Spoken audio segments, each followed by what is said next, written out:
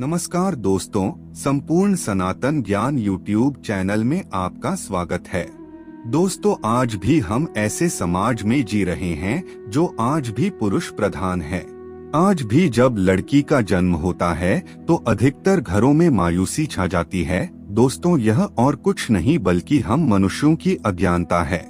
लड़की को बोझ समझते हैं, परंतु आपको जानकर हैरानी होगी कि लड़की का जन्म हर किसी के घर में नहीं होता, बल्कि उसी के घर होता है जो भाग्यशाली होते हैं और अपने अपने पुण्य कर्म अर्जित किए होते हैं। और आज हम आपको यही बताने जा रहे हैं कि भगवान कैसे घरों को लड़की का जन्म देने के लिए चुनते हैं और वह कौन से पुण्य कर्म है जिसकी वजह से कोई भी इंसान बेटी का माँ बाप बनता है। दोस्तों, एक बार अर्जुन भगवान श्री कृष्ण से पूछते हैं कि हे माधव, किन कर्मों के कारण किसी के घर पुत्री धन की प्राप्ति होती है, अर्थात कैसे घरों में बेटियों का जन्म होता है। तब श्री कृष्ण अर्जुन से कहते हैं, हे पार्थ, अगर किसी के घर बैठे भाग्य से होते हैं तो बिटियां सौभाग्य से, और जो भी स्त्री या पुरुष अपने पूर्व जन्म में पुण्य कार्य अर्जित किए होते हैं उन्हें ही एक बेटी के माता पिता होने का सौभाग्य प्राप्त होता है। बेटियों को जन्म के लिए उन्हीं घरों को चुना जाता है जो बेटियों का भार सहन कर सके, क्योंकि तीनों लोकों में स्त्री अर्थात बेटियां ही ऐसी होती है जिसका भार हर कोई सहन नहीं कर सकता। वह बेटियां ही होती हैं जो इस सृष्टि को निरंतर चलाती है और मान रखने के लिए अपना सर्वस्व निछावर कर देती हैं। हे अर्जुन, पर जिस दिन इस सृष्टि में बेटियों का जन्म लेना रुक जाएगा, उस दिन से धीरे धीरे सृष्टि का भी अंत हो जाएगा।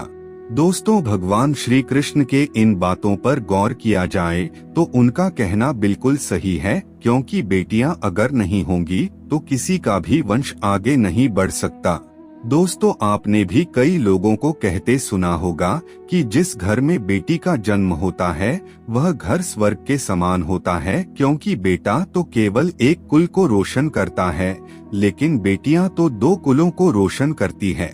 माता पिता के घर वो बेटी के रूप में अपने उत्तरदायित्व का निर्वहन करती हैं, तो ससुराल आकर एक बहू के रूप में सारे कर्तव्यों का पालन करती हैं। दोस्तों, आजकल आप सुनते ही हो, बेटियां बहु परिवार में किसी के मर जाने पर उसका पिंडदान नहीं कर सकते, लेकिन यह बिल्कुल भी सही नहीं है, क्योंकि रामायण में बताया गया है कि प्रभु श्री राम के पिता राजा दशरथ की मृत्यु हो गई तो माता सीता अर्थात राजा दशरथ की बहू ने ही उनका पिंडदान किया था, जिससे उन्हें जन्म मरण के चक्र से मुक्ति मिल गई थी। इतना ही नहीं, हिंदू धर्म शास्त्रों में बताया गया है कि बेटियां भी अपने पिता के नाम का पिंडदान कर सकती हैं। वही अगर ससुराल पक्ष में कोई पुरुष नहीं है तो इस स्थिति में बहू भी पिंडदान कर सकती है।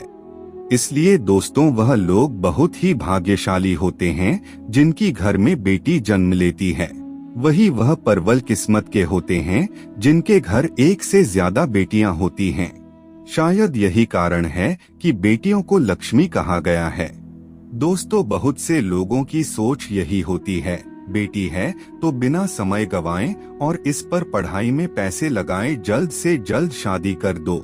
लेकिन यह सोच एक बेटी के भविष्य को बर्बाद कर देती है। जरा सोचिए, एक बच्ची के मन में कितने सपने होते हैं, उसे कुछ करना है लेकिन यह सपने सिर्फ सपने ही रह जाते हैं। इसलिए अपनी बेटियों को सपने पूरे करने देना चाहिए। उन्हें जीवन में हर वह खुशी दे जो उन्हें मिलनी चाहिए। एक बेटे से ज्यादा एक बेटी हमेशा अपने माता पिता के लिए सोचती है। माता पिता को प्यार और अपनापन बेटी ही दिखा सकती है। बेटी के जन्म को एक जश्न की तरह मनाना चाहिए। माता पिता को बेटी को हमेशा एहसास दिलाना चाहिए। दोस्तों, आपको आज का वीडियो कैसा लगा हमें कमेंट करके जरूर बताएं।